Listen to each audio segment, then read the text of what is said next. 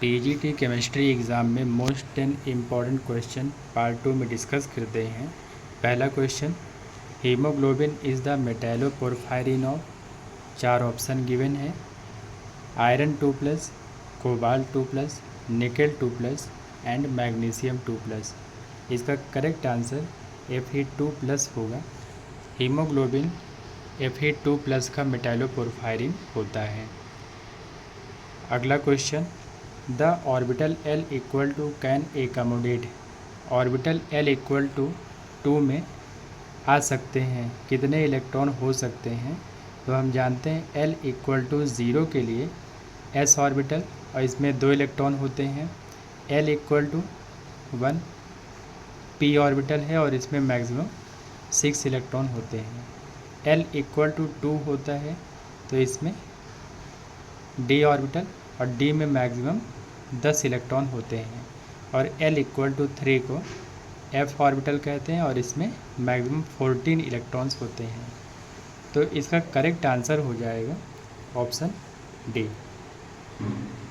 अगला question, at the critical micelle concentration surfactant molecule undergo, आपसे पूछा है CMC, क्रिटिकल मिसल कंसंट्रेशन को CMC भी कहते हैं, CMC, सरफेक्टेंट मॉलिक्यूल अंडरगो, क्रांतिक मिसल सांद्रता पर सरफेक्टेंट अणुओं का क्या होता है? 4 ऑप्शन गिवन है।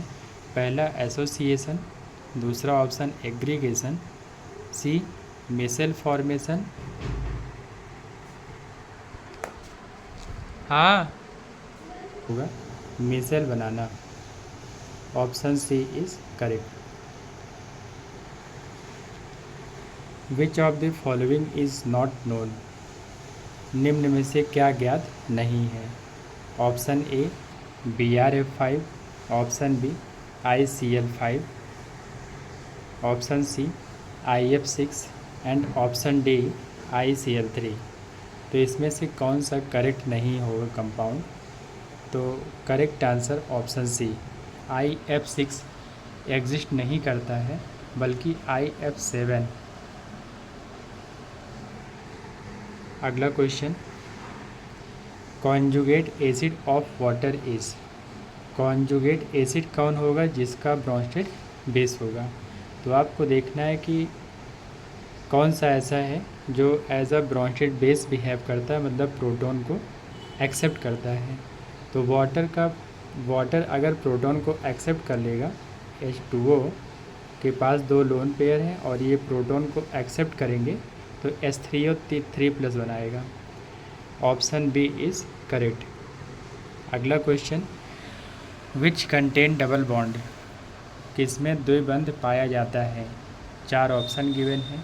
Option A O2+, option B O2-, option C O2 single minus and option D O2।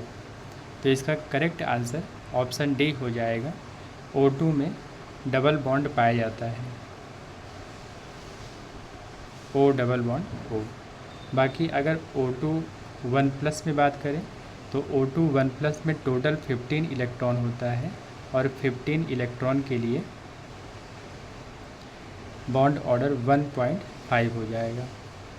और O2- के लिए इसमें टोटल 17 इलेक्ट्रॉन है और 17 इलेक्ट्रॉन के लिए बॉन्ड ऑर्डर 2.5 आएगा। ये तो 2.5 हो गया, ये भी 2.5 है। तो करेक्ट आंसर आपसे बोला है कि द्विबंध का मतलब होता है डबल बॉन्ड, मतलब 2 बॉन्ड किस में आएंगे? तो option D is correct answer. Which is Ziegler Natta catalyst, Ziegler Natta उत्प्रेरक कौन है? 4 ऑप्शन गिवन है।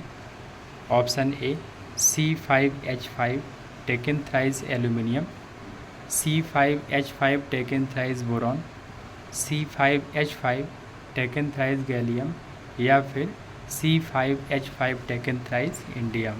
इसका करेक्ट आंसर ऑप्शन ए होगा।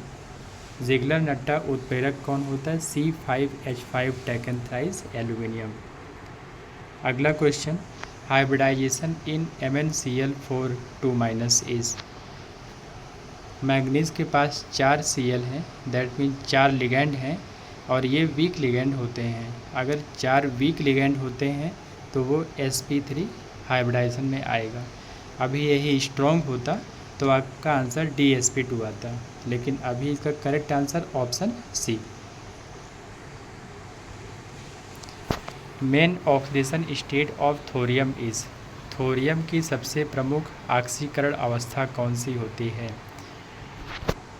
4 ऑप्शन गिवन है, +2, +3, +4, +6। इसका करेक्ट आंसर ऑप्शन सी।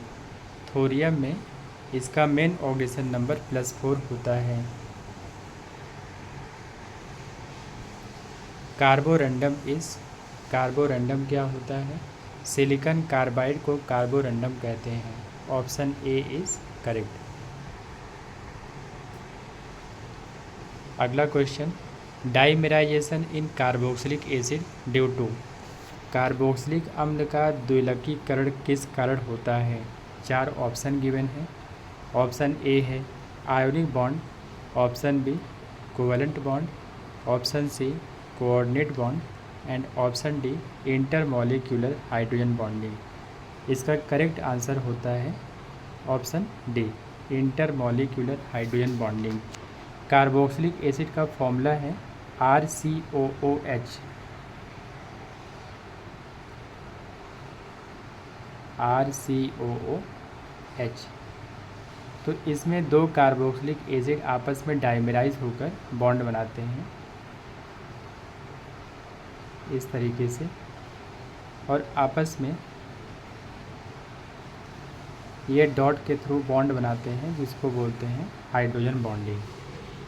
तो 2 कार्बोक्सिलिक एसिड आपस में कंबाइंड हो जाएंगे तो ये आपका इंटरमॉलिक्यूलर हाइड्रोजन बॉन्डिंग होता है। Please like video, subscribe the channel, press the bell icon.